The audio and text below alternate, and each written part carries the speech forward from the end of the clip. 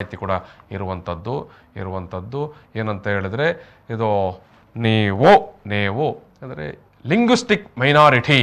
ಇಲ್ಲಿ ನೋಡಿ, ವೈದ್ಯಕೀಯ ಶಿಕ್ಷಣ ಅಥವಾ ಇತರ ತಾಂತ್ರಿಕ ಶಿಕ್ಷಣ ಇರ್ಬೋದು, ಯಾವುದಕ್ಕೆ ಹೋಗುವ ಸಂದರ್ಭದಲ್ಲಿ ಬೇರೆ ಬೇರೆ ರೀತಿಯ ಮೀಸಲಾತಿಯ ಸೌಲಭ್ಯಗಳು ಇದ್ದಾವೆ.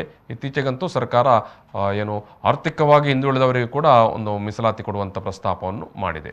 ಸೊ ಇಂಥ ಸಂದರ್ಭದಲ್ಲಿ ಈಗ ಮೀಸಲಾತಿಯಲ್ಲಿ ಭಾಷಾ ಅಲ್ಪಸಂಖ್ಯಾತರು ಅಂತ ಕೂಡ ಇದ್ದಾರೆ. ಭಾಷಾ ಅಲ್ಪಸಂಖ್ಯಾತರು ಅಂತ ಹೇಳಿದ್ರೆ ಕರ್ನಾಟಕದಲ್ಲಿ ತುಳುವರು ಭಾಷಾ ಅಲ್ಪಸಂಖ್ಯಾತರು, ಬ್ಯಾರಿ ಸಮುದಾಯದವರು ಭಾಷಾ ಅಲ್ಪಸಂಖ್ಯಾತರು, ಅಥವಾ ಕೊಡವ ಭಾಷೆ ಮಾತಾಡುವವರು ಅಥವಾ ಅರೆಭಾಷೆ ಮಾತಾಡುವವರು, ಇವರೆಲ್ಲರೂ ಭಾಷಾ ಅಲ್ಪಸಂಖ್ಯಾತರು. ಇವರಿಗೆ ಕೂಡ ಒಂದು ಸಣ್ಣ ಪ್ರಮಾಣದ ಮೀಸಲಾತಿ ವೈದ್ಯಕೀಯ ಕಾಲೇಜುಗಳಲ್ಲಿ ಇರುತ್ತೆ.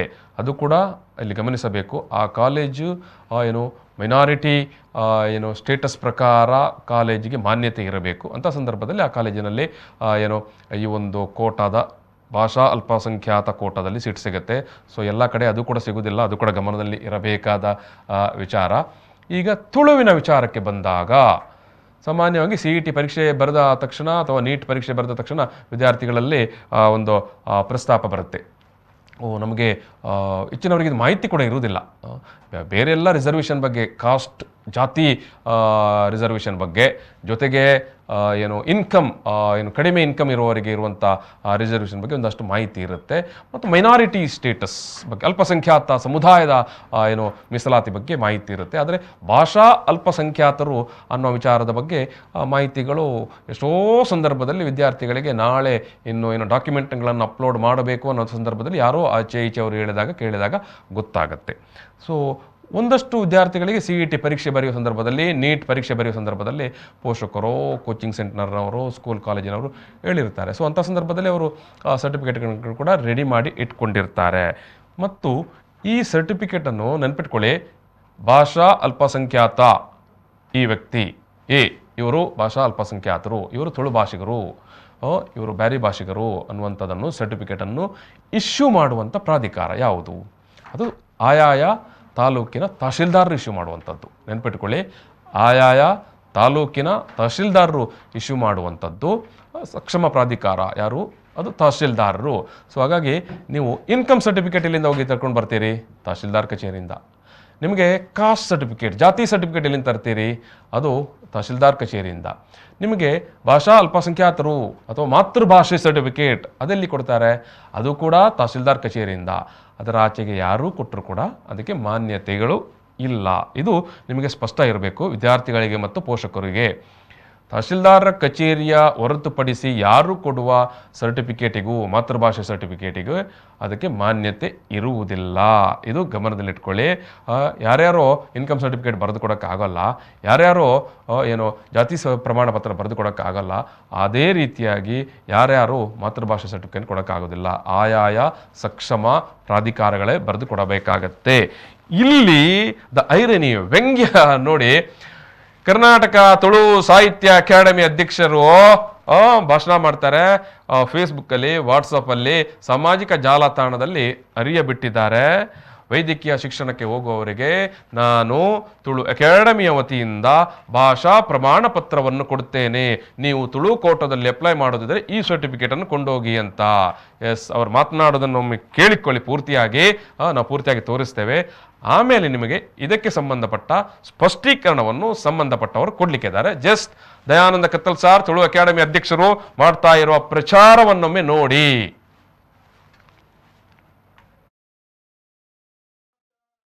ಉನ್ನತ ವ್ಯಾಸಂಗ ಬಂದುಳೆ ಬಾರಿ ವಿಶೇಷವಾದ ಕರ್ನಾಟಕ ತುಳು ಸಾಹಿತ್ಯ ಅಕಾಡೆಮಿದು ಮಾತ ಉನ್ನತ ವ್ಯಾಸಂಗ ಮಲ್ಪನಂಚಿತ್ತನ ವಿದ್ಯಾರ್ಥಿಗಳಿಗೆ ಅವಳ ತುಳುವರಿಗೆ ತುಳು ಕೋಟಾ ಸರ್ಟಿಫಿಕೇಟ್ ನಮ್ಮ ತುಳು ಅಕಾಡೆಮಿದ ಪ್ರಾಪ್ತಿಯಾಗ್ತದೆ. ಐಕ್ಯ ಬೋರ್ಡ್ ಮಾತ ಉನ್ನತ ವ್ಯಾಸಂಗ ಮಲ್ಪನಂಚಿತ್ತನ ವಿದ್ಯಾರ್ಥಿನ ಅಪ್ಪೆಮ್ಮೆ ಅತ್ತನ ಬಂಧುವರ್ಗದಕಲು ನಿಖಲ್ನ ಶಾಲೆಗೆ ಹೋದು ನಿಖಲ್ನ ಜೋಕುಲ್ನ ಮಾತೃಭಾಷೆ ತುಳು ಪಣಪುನ ಉಂಡ ಅಂದ ನಿಖಲ್ನ ಟೀಸಿಡುವುದು ಇಜ್ಜಿ ಪಣ್ಣದಂಡ ನಿಖಲು ತುಳುವೆರಾಯಿ ನಡೆದ ಅವರ ಒಂಜಿ ಬೊಲ್ದು ಕಾಕಜಿಡ ಆ ಶಾಲೆದ ಮುಖ್ಯಸ್ಥರಿಗೆ ಅರ್ಜಿ ಬರೆದು ಎಂಕಲ ಮಾತೃಭಾಷೆ ತುಳು ಒಂದು ಎಂಕಲ್ನ ಹಕ್ಕು ಪಣಪುನವಿನ ಕಡಹಖಂಡಿತವಾದ ತೆರಿಪಾದ ಅವೇನು ಬದಲಾವಣೆ ಮಲ್ತೊಂದು ಶಾಲೆಡ್ದು ನಿಕುಲ ಆ ಸರ್ಟಿಫಿಕೇಟ್ 19 ಕರ್ನಾಟಕ ತುಳು ಸಾಹಿತ್ಯ ಅಕಾಡೆಮಿ ಮಾತ ವಿದ್ಯಾರ್ಥಿನಕ್ಲೆಗೆ ನಿಕ್ಲೆಗೆ ತುಳು ಕೊಟ್ಟ ಸರ್ಟಿಫಿಕೇಟ್ ಕೊರಪ ಅವು ವೈದ್ಯಕೀಯ ವಿಭಾಗವು ಅತ್ತಂಡ ಉನ್ನತ ವ್ಯಾಸಂಗವು ಕೋಪನಂಚಿತ್ತನ ವಿದ್ಯಾರ್ಥಿಗಳಿಗೆ ಅತಿ ಹೆಚ್ಚ ಅಕಲ್ನ ಫೀಸ್ಡ್ ಒಜಾತ್ ಕಡಿತ ತಿಕ್ಕೊಂಡು ಅಕಲಿಗೆ ಒಜಾತ್ ವಿನಾಯಿತಿ ತಿಕ್ಕೊಂಡು ಐಕಬೋಡಾದ ದಯಮಲ್ತದ ಅತಿ ಶೀಘ್ರವಾದ ನಿಖಲ್ನ ಮಾತೃಭಾಷೆನ ಪರಿಶೀಲನೆ ಮಲ್ಪಲೆ ಅವನ ಸರಿ ಇಜ್ಜಿಂಡ ತಿದ್ದುಪಡಿ ಮಲ್ಪಲೆ ಮಾತೃಭಾಷೆ ತುಳು ಇತ್ತಿನಂಚಿತ್ತನ ಮಾತ ವಿದ್ಯಾರ್ಥಿಗಳು ಆಯಿನಾತ ಬೇಗ ಅಕಾಡೆಮಿ ಬೆಲೆ ಒಂದು ಎಂಕಲ್ನ ಕರ್ತವ್ಯ ಪಂಪನ ನಿಲೆಟ್ ನಿಖಲಿಗೆ ಮಾತಿರಗಿಲ್ಲ ತುಳು ಕೊಟ್ಟ ಸರ್ಟಿಫಿಕೇಟ್ ಕೊರ್ಪನಂಚಿತ್ತನ ವ್ಯವಸ್ಥೆ ಕರ್ನಾಟಕ ತುಳು ಸಾಹಿತ್ಯ ಅಕಾಡೆಮಿ ಮಲ್ಪುಂಡು ಒಂದು ಎಂಕಲ್ನ ವಿದ್ಯಾರ್ಥಿಗಳು ತುಳುವ ವಿದ್ಯಾರ್ಥಿಗಳಿಗೆ ಸಂದೋಡ ಆಯಿನಂಚಿತ್ರ ನ್ಯಾಯ ಆಯಿನಾತ ಬೇಗ ಬಲೆ ಆ ಒಂದು ಸರ್ಟಿಫಿಕೇಟ್ ಅನ್ನು ಪಡೆಯಲೆ ತನ್ನ ಮುಖೇನ ಉನ್ನತವಾಯಿನಂಚಿತ್ತನ ವ್ಯಾಸಂಗ. ನೀವು ಇಲ್ಲಿ ಕೇಳಿಸ್ಕೊಂಡ್ರೆ ಯಾವ ರೀತಿಯಾಗಿ ತುಳು ಅಕಾಡೆಮಿಯ ಅಧ್ಯಕ್ಷರು ನಾನು ಸರ್ಟಿಫಿಕೇಟ್ ಕೊಡ್ತೇನೆ ಅಂತ ಎಷ್ಟೊಂದು ಬಹಿರಂಗವಾಗಿ ಹೇಳಿಕೊಳ್ತಾ ಇದ್ದಾರೆ ಮತ್ತು ಆ ಸರ್ಟಿಫಿಕೇಟ್ ಅನ್ನು ಕೊಂಡೋಗಿ ವೈದ್ಯಕೀಯ ಶಿಕ್ಷಣಕ್ಕೆ ಬಳಸಿಕೊಳ್ಳಿ ಅಂತ ಕೂಡ ಹೇಳ್ತಾ ಇದ್ದಾರೆ. ಎಸ್, ನಾನು ಈ ಬಗ್ಗೆ ಸ್ಪಷ್ಟೀಕರಣವನ್ನು ಕೇಳಲಿಕ್ಕೆ ಸಾರ್ವಜನಿಕರಿಗೆ, ವೀಕ್ಷಕರಿಗೆ, ಪೋಷಕರಿಗೆ, ವಿದ್ಯಾರ್ಥಿಗಳಿಗೆ ಸ್ಪಷ್ಟೀಕರಣ ಬೇಕಾಗಿದೆ. ಈ ಸಲುವಾಗಿ ನಾನು ಮಂಗಳೂರಿನ ತಹಶೀಲ್ದಾರ್ ಗುರುಪ್ರಸಾದ್ ಅವರ ಜೊತೆಗೆ ನೇರ ಸಂಪರ್ಕದಲ್ಲಿ ಮಾತಾಡಲಿಕ್ಕೆ ಬಯಸ್ತೇನೆ. ಸರ್ ನಮಸ್ಕಾರ. ನಮಸ್ತೆ ಸರ್, ಈಗ ಒಂದು ಸರ್ಟಿಫಿಕೇಟ್ ವಿದ್ಯಾರ್ಥಿಗಳಿಗೆ ಬಯಸುವಂತ ಇನ್ಕಮ್ ಸರ್ಟಿಫಿಕೇಟ್ ಇರಬಹುದು, ಜಾತಿ ಪ್ರಮಾಣ ಪತ್ರ ಇರಬಹುದು, ಭಾಷಾ ಅಲ್ಪಸಂಖ್ಯಾತ ಪ್ರಮಾಣ ಪತ್ರ ಇರಬಹುದು. ಇದನ್ನು ತಹಶೀಲ್ದಾರ್ ಕಚೇರಿ ಅಥವಾ ತಹಶೀಲ್ದಾರ್ನನ್ನು ಹೊರತುಪಡಿಸಿ ಕರ್ನಾಟಕದಲ್ಲಿ ಬೇರೆ ಯಾರಿಗಾದರೂ ಕೊಡಲಿಕ್ಕೆ ಕರ್ನಾಟಕ ಸರ್ಕಾರ ಅನುಮತಿ ಏನಾದರೂ ಕೊಟ್ಟಿದೆಯಾ ಅಂತ ಮೊದಲ ಪ್ರಶ್ನೆ. ಈಗ ಕರ್ನಾಟಕ ಸರ್ಕಾರದ ಆದೇಶದ ಪ್ರಕಾರ, ಸಮಾಜ ಕಲ್ಯಾಣ ಇಲಾಖೆ ಮತ್ತೆ ನಮ್ಮ ಕಂದಾಯ ಇಲಾಖೆಯ ಆದೇಶದ ಪ್ರಕಾರ ಜಾತಿ ಮತ್ತೆ ಆದಾಯ ಪ್ರಮಾಣ ಪತ್ರವನ್ನ ಕೂಡ ಪ್ರಾಧಿಕಾರ ತಹಶೀಲ್ದಾರೇ ಆಗಿದ್ದಾರೆ. ಓಕೆ. ಮತ್ತೆ ಈ ಭಾಷಾ ಅಲ್ಪಸಂಖ್ಯಾತರಿಗೆ ಸಂಬಂಧಪಟ್ಟ ಹಾಗೆ ತುಳು, ಕೊಂಕಣಿ, ಮರಾಠಿ ಈ ಅಲ್ಪಸಂಖ್ಯಾತ ಭಾಷೆ ದೃಢಪತ್ರವನ್ನು ಕೂಡ ತಹಶೀಲ್ದಾರ್ ಅವರೇ ಕೊಡ್ತಾರೆ. ತಹಶೀಲ್ದಾರ್ ಕೊಡತಕ್ಕಂತ ದೃಢಪತ್ರವನ್ನ ಬೇರೆ ಬೇರೆ ಪ್ರಾಧಿಕಾರಗಳು ಅದನ್ನ ಅಧಿಕೃತ ದೃಢಪತ್ರ ಅಂತ ಒಪ್ಪಿಕೊತಾರೆ. ಈ ತುಳು, ಕೊಂಕಣಿ, ಮರಾಠಿ ಈ ಭಾಷೆಗಳನ್ನ ನಾವು ಅಲ್ಪಸಂಖ್ಯಾತ ಭಾಷೆಗಳಿಗೆ ಅವರಿಗೆ ಅದರದೇ ಆದಂತಹ ಮೀಸಲಾತಿ ಸೌಲಭ್ಯವನ್ನ ಪಡ್ಕೊಳ್ಳಿಕ್ಕೋಸ್ಕರ ತಹಶೀಲ್ದಾರ್ ಅವರು ಶಾಲಾ ದಾಖಲಾತಿಗಳು ಮತ್ತೆ ಕಂದಾಯ ನಿರೀಕ್ಷಕರ ವರದಿ ಆಧಾರದ ಮೇಲೆ ಆ ದೃಢಪತ್ರವನ್ನ ಕೊಡ್ತಾರೆ. ಆದರೆ ಸರ್, ಈಗ ಯಾವುದೇ ಪರೀಕ್ಷಾ ಪ್ರಾಧಿಕಾರಗಳು ಅಥವಾ ಯಾವುದೇ ಉನ್ನತ ಶಿಕ್ಷಣ ಸಂಸ್ಥೆಗಳು ತಹಶೀಲ್ದಾರರು ಅವರು ಕೊಟ್ಟ ಪ್ರಮಾಣ ಪತ್ರವನ್ನು ಮಾತ್ರ ಕನ್ಸಿಡರ್ ಮಾಡ್ತಾರೆ, ಹೌದಾ? ಖಂಡಿತ ಖಂಡಿತ ಖಂಡಿತ ಅದು ಇರೋದೇ ಹಾಗೆ. ಈಗ ಬೇರೆ ಯಾರು ಕೊಟ್ಟ ಸರ್ಟಿಫಿಕೇಟ್ ಅನ್ನು ಕೂಡ ಸರ್ಕಾರ ಮಾನ್ಯತೆ ಮಾಡುತ್ತಾ? ಇಲ್ಲ, ನನ್ನ ವೈಯಕ್ತಿಕ ಇದ್ರ ಪ್ರಕಾರ ಆತರ ಮಾನ್ಯತೆ ಮಾಡ್ಲಿಕ್ಕೆ ಅವಕಾಶ ಇಲ್ಲ. ಸೊ ಹಾಗಾಗಿ ನಾನು ಈ ಒಂದು ವೇದಿಕೆ ಮೂಲಕ ನಿಮ್ಮ ಹತ್ರ ಕೇಳುವಂಥದ್ದು, ಹಾಗಾದರೆ ಸಾರ್ವಜನಿಕರು, ವಿದ್ಯಾರ್ಥಿಗಳು ಭಾಷಾ ಅಲ್ಪಸಂಖ್ಯಾತ ಸರ್ಟಿಫಿಕೇಟ್ ಬೇಕು ಅಂತ ಇದ್ದರೆ ತಹಶೀಲ್ದಾರ್ ಕಚೇರಿ, ತಾಲೂಕು ಕಚೇರಿಗೆ ಅರ್ಜಿ ಕೊಡ್ಲಿ, ಅಲ್ಲಿಂದ ಅವರು ಪಡ್ಕೊಳ್ಳಿ. ಆ ತಾಲೂಕು ಕಚೇರಿಗೆ ಅರ್ಜಿ ಕೊಡುವ ಪ್ರಕ್ರಿಯೆ ಏನ್ ಸರ್? ಅಂದ್ರೆ ಅವರು ಒಂದು ಅರ್ಜಿ ನಮೂನೆ ಮತ್ತೆ ಅವರು ಶಾಲೆಯ ಒಂದು ಸರ್ಟಿಫಿಕೇಟ್ ಇಷ್ಟು ಅಪ್ಲಿಕೇಶನ್ ಅನ್ನ ಕೊಟ್ರೆ ನಾವು 1 ವಾರದ ಒಳಗಡೆ ಆ ದೃಢಪತ್ರವನ್ನ ತನಿಖೆ ಮಾಡಿ ಅವರಿಗೆ ಅವರ ಅಲ್ಪಸಂಖ್ಯಾತ ಭಾಷೆಯ ಬಗ್ಗೆ ದೃಢಪತ್ರವನ್ನ ಕೊಡ್ತೀವಿ. ಅದು ತುಳು ಇರಬಹುದು, ಕೊಂಕಣಿ ಇರಬಹುದು, ಮರಾಠಿ ಇವೆಲ್ಲವೂ ಬರ್ತದೆ. Okay okay, thank you sir. Thank you. ಇದು ಮಂಗಳೂರಿನ ತಹಶೀಲ್ದಾರ್ ಗುರುಪ್ರಸಾದ್ ಅವರು ಹೇಳಿರುವಂಥ ಮಾಹಿತಿ ಮತ್ತು ಸರ್ಕಾರದ ಅಧಿಕೃತವಾದಂಥ ಮಾಹಿತಿ. ನಾನು ವೀಕ್ಷಕರಲ್ಲಿ, ವಿದ್ಯಾರ್ಥಿಗಳಲ್ಲಿ, ಪೋಷಕರಲ್ಲಿ ಮತ್ತೊಮ್ಮೆ ಹೇಳಿಕೊಳ್ಳುವಂಥದ್ದು, ಯಾರೋ ವಾಟ್ಸಪ್ನಲ್ಲಿ ಮುಂಡಾಸ್ ಕಟ್ಟಿ ಹೇಳಿಕೆ ಕೊಟ್ಟ ತಕ್ಷಣ ನೀವು ಅದರ ಹಿಂದೆ ಹೋಗಿ ಕತ್ತಲೆಗೆ ಬೀಳಬೇಡಿ ಅಂತ ನೆನಪಿಟ್ಟುಕೊಳ್ಳಿ. ನೀವು ಮಾಡುವಂಥ ಸರ್ಟಿಫಿಕೇಟ್, ಮಾಡಿಸಿಕೊಳ್ಳುವಂಥ ಸರ್ಟಿಫಿಕೇಟ್ ಅತ್ಯಂತ ದೃಢೀಕೃತ ಸರ್ಟಿಫಿಕೇಟ್ ಆಗಿರಬೇಕು, ವ್ಯಾಲಿಡ್ ಸರ್ಟಿಫಿಕೇಟ್ ಆಗಿರಬೇಕು. ಕರ್ನಾಟಕ ಎಕ್ಸಾಮಿನೇಷನ್ ಅಥಾರಿಟಿ ಅಂತ ಇದೆ, ನೀವೆಲ್ಲ ಕೇಳಿರ್ತೀರಿ. CET ಪರೀಕ್ಷೆಯನ್ನು ಕಂಡಕ್ಟ್ ಮಾಡುವವರು ಈಗಾಗಲೇ CET ಪರೀಕ್ಷೆ ಮುಗಿದು ದಾಖಲೆ ಪತ್ರಗಳನ್ನು ಸಬ್ಮಿಟ್ ಮಾಡಲಿಕ್ಕೆ ಪ್ರಕ್ರಿಯೆಗಳು ಆರಂಭವಾಗಿದೆ. CET ಪರೀಕ್ಷೆ ಮುಗಿದಿದೆ, ಉನ್ನತ ಶಿಕ್ಷಣಕ್ಕೆ ಹೋಗುವವರಿಗೆ ಅವರ ದಾಖಲೆ ಪತ್ರಗಳನ್ನು ಯಾರು CETಯಲ್ಲಿ ತೇರ್ಗಡೆ ಆಗಿದ್ದಾರೆ, ರ್ಯಾಂಕ್ ಪಡೆದಿದ್ದಾರೆ, ಅವರ ದಾಖಲೆ ಪತ್ರಗಳನ್ನು ಸಬ್ಮಿಟ್ ಮಾಡುವಂಥ ಪ್ರಕ್ರಿಯೆ ಆರಂಭಗೊಂಡಿದೆ. ಇಂಥ ಸಂದರ್ಭದಲ್ಲಿ ದಾರಿ ತಪ್ಪಬೇಡಿ.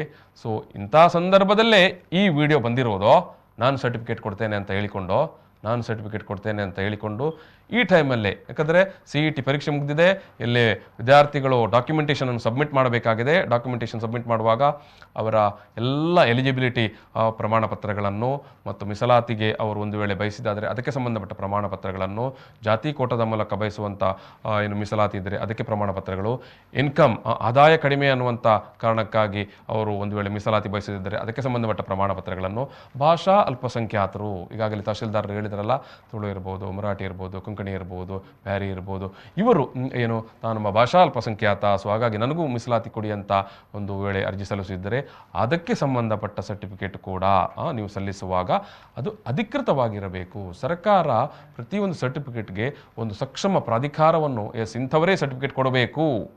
ಒಂದು ಜಿಲ್ಲೆಯ ಒಳಗಡೆ ಇಂಥ ವಿಚಾರಗಳಿಗೆ ಸಂಬಂಧಪಟ್ಟಾಗೆ ಜಿಲ್ಲಾಧಿಕಾರಿಗಳು ಕೊಡ್ತಾರೆ, ಇನ್ನೊಂದಷ್ಟು ವಿಚಾರಗಳಿಗೆ ಸಂಬಂಧಪಟ್ಟಾಗೆ ತಹಶೀಲ್ದಾರರು ಕೊಡ್ತಾರೆ.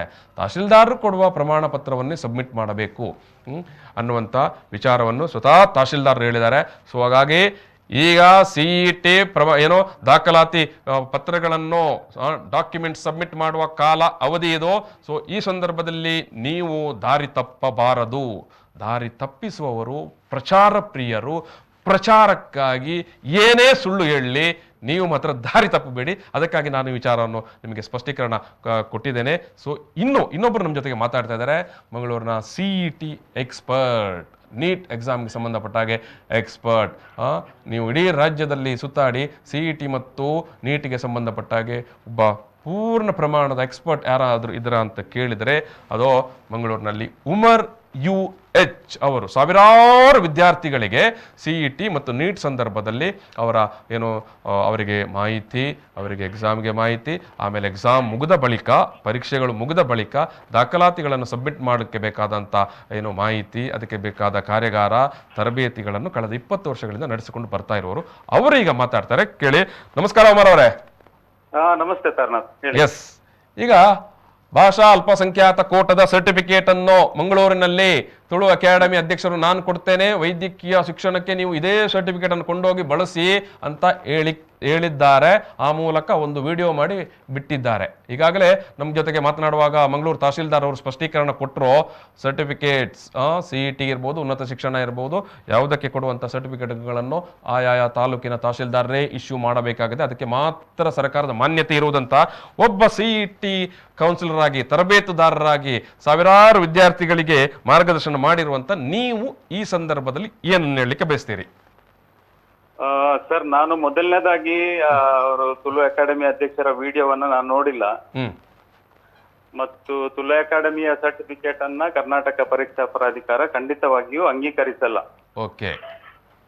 ಲಿಂಗ್ವಿಸ್ಟಿಕ್ ಮೈನಾರಿಟಿ ಮತ್ತು ರಿಲಿಜಿಯಸ್ ಮೈನಾರಿಟಿ ಮೆಡಿಕಲ್ ಕಾಲೇಜಸ್ಗಳಿದ್ದಾವೆ ಕರ್ನಾಟಕದಲ್ಲಿ. ಓಕೆ. ಅದರಲ್ಲಿ ಸರ್ಕಾರಿ ಕೋಟದ ಸೀಟಿಗಾಗಿ ಅಲ್ಲ, ಕಳೆದ ವರ್ಷ 9,95,000 ಫೀಸ್ ಇತ್ತು. ಆ ಫೀಸಿನ ಪ್ರೈವೇಟ್ ಸೀಟ್, ಮೆಡಿಕಲ್ ಸೀಟಿಗೆ ಕ್ಲೈಮ್ ಮಾಡ್ಲಿಕ್ಕೆ, ಅಂದ್ರೆ ಪರ್ಟಿಕ್ಯುಲರ್ ಲಿಂಗ್ವಿಸ್ಟಿಕ್ ಮತ್ತೆ ರಿಲಿಜಿಯಸ್ ಮೈನಾರಿಟಿ ಕಾಲೇಜಲ್ಲಿ ಅವರು ಆ ಲಿಂಗ್ವಿಸ್ಟಿಕ್, ಆ ರಿಲಿಜಿಯಸ್ ಮೈನಾರಿಟಿ ಅವರು ಅಂತ ಪ್ರೂವ್ ಮಾಡ್ಬೇಕು ಆ ಸೀಟ್ ಅನ್ನ ಕ್ಲೈಮ್ ಮಾಡ್ಲಿಕ್ಕೆ. For example, father Muller's medical college ಅದು ಕ್ರೈಸ್ತ ಸಮುದಾಯದ religious minority. Kanachur medical college Muslim minority, religious minority. ಅದೇ ರೀತಿ AJ ಮತ್ತು ಶ್ರೀನಿವಾಸ್ ಮೆಡಿಕಲ್ ಕಾಲೇಜುಗಳು ತುಳು ಲಿಂಗ್ವಿಸ್ಟಿಕ್ ಮೈನಾರಿಟಿ. ಸೊ ಇಲ್ಲಿ ಆಯಾ ವರ್ಗದವರಿಗೆ ಸೀಟ್ ಸಿಗ್ಬೇಕು ಅಂತ ಆದ್ರೆ, ಅದನ್ನ ಕ್ಲೈಮ್ ಮಾಡ್ಬೇಕು ಅಂತ ಆದ್ರೆ, ಡಾಕ್ಯುಮೆಂಟ್ ವೆರಿಫಿಕೇಶನ್ ಸಂದರ್ಭದಲ್ಲಿ ಕರ್ನಾಟಕ ಪರೀಕ್ಷಾ ಪ್ರಾಧಿಕಾರದವರು ಅದರ ಫಾರ್ಮೆಟ್ ಅನ್ನ ಈ ಬ್ರೋಷರ್ ಅಲ್ಲಿ ಹಾಕೊಂಡಿದ್ದಾರೆ. ಏನದು ಫಾರ್ಮೆಟ್? ಅದು ಫಾರ್ಮೆಟ್ ರಿಲಿಜಿಯಸ್ ಮೈನಾರಿಟಿ ಅಂತ ಆದ್ರೆ ಅನೆಕ್ಸರ್ 4A ಯಲ್ಲಿ ತಹಸೀಲ್ದಾರ್ ಅವರು ಆ ಸರ್ಟಿಫಿಕೇಟ್ ಅನ್ನ ಕೊಡ್ಬೇಕು. ರಿಲಿಜಿಯಸ್ ಮೈನಾರಿಟಿಗೆ ತಹಸೀಲ್ದಾರ್ ಸೈನ್ ಮಾಡಬೇಕು. ಮತ್ತು ಆ ವಿದ್ಯಾರ್ಥಿ ಅಥವಾ ವಿದ್ಯಾರ್ಥಿನಿ 10 ವರ್ಷ ಕರ್ನಾಟಕದಲ್ಲಿ ಕಲ್ತಿರ್ಬೇಕು. ಸರಿ. ಸೊ 10 ವರ್ಷ ಕರ್ನಾಟಕದಲ್ಲಿ ಕಲ್ತಿದ್ದಾರೆ ಅಂತ ಸರ್ಟಿಫಿಕೇಟ್ ಕೊಡ್ಬೇಕು. ಅಂದ್ರೆ ಆ ಸೀಟ್ ಕ್ಲೈಮ್ ಮಾಡ್ಲಿಕ್ಕೆ 10 ವರ್ಷ ಕರ್ನಾಟಕದಲ್ಲಿ, ಅಂದ್ರೆ ಫಸ್ಟ್ ಸ್ಟ್ಯಾಂಡರ್ಡ್ ಇಂದ 12th ಸ್ಟ್ಯಾಂಡರ್ಡ್ ತನಕ 10 ವರ್ಷ ಕಲ್ತಿರ್ಬೇಕು. ಅದು ಅನೆಕ್ಸರ್ 4A ಅಂತ ಇದೆ, ಅದು ತಹಶೀಲ್ದಾರ್ ಕೊಡ್ತಾರೆ. ಬಟ್ ಕಳೆದ ವರ್ಷದಿಂದ ಒಂದು ಫಾರ್ಮ್ಯಾಟ್ ಚೇಂಜ್ ಮಾಡ್ಕೊಂಡಿದ್ದಾರೆ. ಅದು ಲಿಂಗ್ವಿಸ್ಟಿಕ್ ಮೈನಾರಿಟಿಗೆ ತಹಸೀಲ್ದಾರ್ ಕೊಡ್ಬೇಕಾಗಿಲ್ಲ. ಅವರು ಕಲ್ತಿರುವ ಸ್ಕೂಲ್ ಇದ್ದು ಇನ್ಸ್ಟಿಟ್ಯೂಷನ್ ಅವರು ಕೊಡ್ಬೇಕು. ಫಸ್ಟ್ ಸ್ಟ್ಯಾಂಡರ್ಡ್ ಇಂದ 10th ಸ್ಟ್ಯಾಂಡರ್ಡ್ ತನಕದ್ದು Annexure 5 ಅಲ್ಲಿ ಕೊಡ್ಬೇಕು. ಫಾರ್ಮ್ಯಾಟ್ ಇದೆ. ಅದು ಶಾಲೆಯ ಮುಖ್ಯ ಉಪಾಧ್ಯಾಯರು ಅದಕ್ಕೆ ಸೈನ್ ಮಾಡಿ ನಂತರ BEO ಕೌಂಟರ್ ಸೈನ್ ಮಾಡ್ಬೇಕು. BEO ಕೌಂಟರ್ ಸೈನ್ ಮಾಡಬೇಕು. ಓಕೆ. ಮತ್ತು ಅವರ ದಾಖಲೆಗಳಲ್ಲಿ ಆ ವಿದ್ಯಾರ್ಥಿ ಅಥವಾ ವಿದ್ಯಾರ್ಥಿನಿಯ ಮಾತೃಭಾಷೆ ತುಳು ಅಂತ ಇರ್ಬೇಕು. ಓಕೆ. ಆವಾಗ ಮಾತ್ರ ಶಾಲೆಯವರು ಕೊಡ್ತಾರೆ. ನಂತರ BEO ಅವರು ಅದಕ್ಕೆ ಕೌಂಟರ್ ಸೈನ್ ಮಾಡ್ತಾರೆ. ಇದು 1ನೇ ತರಗತಿಯಿಂದ 10ನೇ ತರಗತಿ ತನಕದ ಮಕ್ಕಳಿಗೆ. ಓಕೆ. ಇನ್ನು 11 ಮತ್ತು 12 ಅವರು ಅಂದ್ರೆ 1ರಿಂದ 10 ಕರ್ನಾಟಕದಲ್ಲಿ ಕಲ್ತಿಲ್ಲ, 8 ವರ್ಷ ಮಾತ್ರ ಕಲ್ತಿದ್ದಾರೆ ಅಂತಾದ್ರೆ PUದು ಕೂಡ ಕನ್ಸಿಡರ್ ಮಾಡ್ತಾರೆ. ಓಕೆ, ಸರಿ. ಫಸ್ಟ್ PUC ಮತ್ತು ಸೆಕೆಂಡ್ PUC. ಅದಕ್ಕೆ Annexure 5A ಅಂತ ಒಂದು ಫಾರ್ಮ್ ಇದೆ, ಫಾರ್ಮ್ಯಾಟ್. ಅದು ಕೂಡ ಫಸ್ಟ್ PU ಸೆಕೆಂಡ್ PU ಕಲ್ತಿರುವ ಕಾಲೇಜಲ್ಲಿ ಕಾಲೇಜ್ ಪ್ರಿನ್ಸಿಪಾಲ್ರು ಸೈನ್ ಸೀಲ್ ಮಾಡಬೇಕು ಮತ್ತು ಅದಕ್ಕೆ DDPI ಅವರು ಕೌಂಟರ್ ಸೈನ್ ಮಾಡಬೇಕು. ಓಕೆ. ಆ ಕಾಲೇಜಲ್ಲೂ ಕೂಡ ದಾಖಲಾತಿ ಸಂದರ್ಭದಲ್ಲಿ ಅವರ ಮಾತೃಭಾಷೆ ತುಳು ಅಂತ ನಮೂದಾಗಿರ್ಬೇಕು. ಸರಿ. ಆವಾಗ ಮಾತ್ರ ಕಾಲೇಜಿನವರು ಕೊಡ್ತಾರೆ. ಇದು ಬಿಟ್ರೆ ಅಕಾಡೆಮಿಗಳು ಲಿಂಗ್ವಿಸ್ಟಿಕ್ ಮೈನಾರಿಟಿ ಸರ್ಟಿಫಿಕೇಟ್ ಕೊಡ್ತಾರೆ ಅಂತ ಹೇಳೋದು ತುಂಬಾ ಹಾಸ್ಯಾಸ್ಪದ ಆಗ್ತಾ ಇದೆ. ಈಗ ಆಯ್ತು, ಈಗ ಮೆಡಿಕಲ್ ಕೌನ್ಸಿಲಿಂಗ್ ಇರ್ಬೋದು ಅಥವಾ ಇಂಜಿನಿಯರಿಂಗ್ ಕೌನ್ಸಿಲಿಂಗ್ ಇರ್ಬೋದು, ನೀವು ಹೇಳಿದಾಗೆ ಕರ್ನಾಟಕ ಪರೀಕ್ಷಾ ಪ್ರಾಧಿಕಾರಕ್ಕೆ ಕೊಂಡೋಗಿ ಈ ರೀತಿಯಾಗಿ ಅಕಾಡೆಮಿ ಅವರು ಕೊಟ್ಟ ಸರ್ಟಿಫಿಕೇಟ್ ಇದೆ ಅಂತ ಹೇಳಿದ ಕೊಟ್ಟರೆ ಅವರು ಅದನ್ನು ಕನ್ಸಿಡರ್ ಮಾಡ್ತಾರಾ ಉಮರ್ ಅವರೇ? ಖಂಡಿತ ಮಾಡ್ಲಿಕ್ಕಿಲ್ಲ, ಮಾಡೋದಿಲ್ಲ. ಮತ್ತು ಇದನ್ನು ನೀವು ಹೇಳಿದಾಗೆ ನಿಮ್ಮ ಮಾತು ಕೇಳಿಸ್ಕೊಂಡೆ ನಾನು. ಈ CET NEET ಬಗ್ಗೆ ಏನು ಗೊತ್ತಿಲ್ಲದಿದ್ರೆ ಗೊತ್ತಿಲ್ಲ ಅಂತ ಸುಮ್ಮನಿರೋದು ಒಳ್ಳೇದು. S, exactly. ಸುಮ್ನೆ ಮಿಸ್ಗೈಡ್ ಮಾಡಿ ಮಕ್ಕಳ ಹಾದಿ ತಪ್ಪಿಸುವುದಕ್ಕಿಂತ ನನ್ಗೇನ್ ಗೊತ್ತಿಲ್ಲಪ್ಪ ಅಂತ ಹೇಳಿ ಸುಮ್ಮನೆ ಇರ್ಬೋದಲ್ಲ. ಖಂಡಿತ. ಈಗ ನೀವು ಕರೆದು ನನ್ಗೆ TV ಚಾನಲ್ ಅಲ್ಲಿ ಆಂಕರಿಂಗ್ ಮಾಡ್ಬೋದಾ, ನಾನ್ ಮಾಡ್ತೀನಿ ಅಂತ ಹೇಳಿ ಬರ್ಲಿಕ್ಕೆ ಆಗಲ್ಲ. ನನ್ಗೆ ಆಂಕರಿಂಗ್ ಮಾಡ್ಲಿಕ್ಕೆ ಆಗಲ್ಲ, ಅದನ್ನ ಒಪ್ಕೋಬೇಕಲ್ಲ. ಸೊ ಹಾಗಿದ್ರೆ ಈಗ ಅಂತಿಮವಾಗಿ ಅದೇ ವಿಚಾರಕ್ಕೆ ಬರುವಂತದ್ದು, ಯಾವ ಪ್ರಾಧಿಕಾರಗಳು ಕೊಡಬೇಕು, ಆ ಪ್ರಾಧಿಕಾರ ಕೊಟ್ಟ ಸರ್ಟಿಫಿಕೇಟ್ ಅನ್ನೇ ಮಕ್ಕಳು ಕೊಂಡೋಗಬೇಕು. ಹೌದು, ಅದು ಈ ಮಕ್ಕಳ ಸಮಸ್ಯೆ. ಅದು ಈ ಮಕ್ಕಳು ಮತ್ತು ಪಾಲಕರು ಏನಿದ್ದಾರೆ ಅವರು ಕಾಲಕ್ಕೆ ಈ ನೀಟ್ ಬರೆದವರಿಗೆ ಸೀಟ್ ಕೊಡೋದು NTE ನವರಲ್ಲ. ಓಕೆ. ಅವರು ಎಕ್ಸಾಮ್ ಮಾಡಿ ರ್ಯಾಂಕ್ ಕೊಟ್ಟು ಬಿಟ್ಟು ಬಿಡ್ತಾರೆ ಮಕ್ಕಳನ್ನ. ಆಯಾ ರಾಜ್ಯಗಳ CET ಸೆಲ್ನವರು ಸೀಟ್ ಕೊಡುದು ರಾಜ್ಯ ಮಟ್ಟದ್ದು. ಸರಿ. ಮತ್ತು ಕೇಂದ್ರದಲ್ಲಿ ಆಲ್ ಇಂಡಿಯಾ ಕೋಟಾ ಮತ್ತು DMD ಯೂನಿವರ್ಸಿಟಿಯ ಪ್ರೈವೇಟ್ ಸೀಟ್ಗಳನ್ನ ಮೆಡಿಕಲ್ ಕೌನ್ಸಿಲಿಂಗ್ ಕಮಿಟಿ ಕೊಡುತ್ತೆ. ಸರಿ. ಸೊ ಆಯಾ ರಾಜ್ಯಗಳ ಪರೀಕ್ಷಾ ಪ್ರಾಧಿಕಾರಗಳು ನಿಯಮಗಳ ಮಾಡಿರುತ್ತಲ್ಲ. ಈಗ ಎಲ್ಲದಕ್ಕೂ ನಿಯಮಗಳಿದ್ದಾವೆ. ಎಲ್ಲ ಕ್ಲೈಮ್ ಮಾಡ್ಲಿಕ್ಕೆ, ಕರ್ನಾಟಕ ಸ್ಟೂಡೆಂಟ್ ಅಂತ ಕ್ಲೈಮ್ ಮಾಡ್ಲಿಕ್ಕೆ ಏನ್ ಸರ್ಟಿಫಿಕೇಟ್ ಬೇಕು, ಎಷ್ಟು ವರ್ಷ ಕರ್ನಾಟಕದಲ್ಲಿ ಕಲ್ತಿರ್ಬೇಕು, ಅದನ್ನ ಯಾರು ಕೊಡ್ಬೇಕು, ಅಥವಾ ಬೇರೆ ಬೇರೆ ಪ್ರವರ್ಗಗಳ ಮೀಸಲಾತಿ ಬೇಕು ಅಂತ ಆದ್ರೆ ಅದಕ್ಕೆ ಪೂರಕವಾದ ಸರ್ಟಿಫಿಕೇಟ್ ಯಾರು ಕೊಡ್ಬೇಕು. ಸೊ ಯಾರ ನಿಯಮ ಇರುತ್ತಲ್ಲ, ಯಾವ್ಯಾವ ಸರ್ಟಿಫಿಕೇಟ್ ಅನ್ನು ಯಾರ್ಯಾರು ಕೊಡಬೇಕಂತ ನಿಯಮ ಇದೆ ಅಂತ ನೀವು ಹೇಳ್ತಾ ಇದ್ದೀರಿ. ಹೌದು, ಅದರ ಫಾರ್ಮ್ಯಾಟ್ ಕೂಡ ಇದೆ ತಾರನಾಥ್. ಫಾರ್ಮ್ಯಾಟ್ ಕೂಡ ಇದೆ. ಅದರ ಫಾರ್ಮ್ಯಾಟ್ ಕೂಡ ಇದೆ, ಮತ್ತೆ ಅದೇ ಫಾರ್ಮ್ಯಾಟ್ ಅಲ್ಲಿ ಕೊಡ್ಬೇಕು. ಈಗ ತಹಸೀಲ್ದಾರ್ ಆಗ್ಲಿ ಅಥವಾ ಸ್ಕೂಲ್ ಕಾಲೇಜಿನವರಾಗ್ಲಿ ಅವರಿಗೆ ಬೇಕಾದ ಫಾರ್ಮ್ಯಾಟ್ ಅಲ್ಲಿ ಕೊಟ್ಟರು ಕೂಡ ರಿಜೆಕ್ಟ್ ಆಗುತ್ತೆ. ಅವರಿಗೆ ಬೇಕಾದ ಫಾರ್ಮ್ಯಾಟ್ ಅವರು ಕೊಟ್ಟಿರುವ ಫಾರ್ಮ್ಯಾಟ್ ಅಲ್ಲೇ ಕೊಡ್ಬೇಕು. ಸೊ ಈಗ ಅಕಾಡೆಮಿ ಅಧ್ಯಕ್ಷರು ಒಂದು ಸೀಲ್ ಹೊಡೆದು ಕೊಟ್ರೆ ನಡೆಯೋದಿಲ್ಲ? ಅದು ಅವರಲ್ಲೇ ಕೇಳ್ಬೇಕು. ಎಸ್, ಥ್ಯಾಂಕ್ ಯು ಉಮರ್ ಅವರೇ, ಥ್ಯಾಂಕ್ ಯು. ಹೇಳಿ. ಮಕ್ಕಳಿಗೆ ಹೆಲ್ಪ್ ಆಗ್ಲಿ ಅಂತ ಏನೋ ಮಾಡಿದ್ದಾರೆ, ಪಾಪ ಅವ್ರಿಗೆ ಗೊತ್ತಿಲ್ಲ ಅಂತ ಅನಿಸುತ್ತೆ. ಎಸ್, ಥ್ಯಾಂಕ್ ಯು ಉಮರ್ ಅವರೇ, ಥ್ಯಾಂಕ್ ಯು. ಎಸ್, ವಿದ್ಯಾರ್ಥಿಗಳೇ, ಪೋಷಕರೇ ಗಮನಿಸಿ, ಎಲ್ಲೋ ಹೋಗಿ ಯಾರೋ ಹೇಳಿದ್ದಾರೆ ಅಂತ ಕತ್ತಲೆ ಒಳಗೆ ಬೀಳಬೇಡಿ. ಅಷ್ಟನ್ನು ಮಾತ್ರ ಹೇಳ್ತೇನೆ. ಯಾವ ಸರ್ಟಿಫಿಕೇಟನ್ನು ಎಲ್ಲಿಂದ ಪಡ್ಕೊಳ್ಬೇಕನ್ನುವಂಥ ಸಾಮಾನ್ಯ ಜ್ಞಾನ ನೀವು ಕಾಲೇಜಿಗೆ ಬಂದಿರುವ ಹೊತ್ತಿಗೆ ನಿಮಗೆ ಇದ್ದಿರುತ್ತೆ. ಯಾರೋ ಹೇಳಿದ್ದಾರೆ, ವಾಟ್ಸಪ್ಪಲ್ಲಿ ಬಿಟ್ಟಿದ್ದಾರೆ, ಫೇಸ್ಬುಕ್ಕಲ್ಲಿ ಬಿಟ್ಟಿದ್ದಾರೆ ಅಂತ ನೀವು ಕತ್ತಲೆಯೊಳಗೆ ಬೀಳಬೇಡಿ. ಎಸ್, ಇಷ್ಟು ಹೇಳಿ ಇವತ್ತಿನ ಮಾತುಕತೆಯಲ್ಲಿ ಸಮಾಪನ ಮಾಡ್ತಾ ಇದ್ದೇನೆ.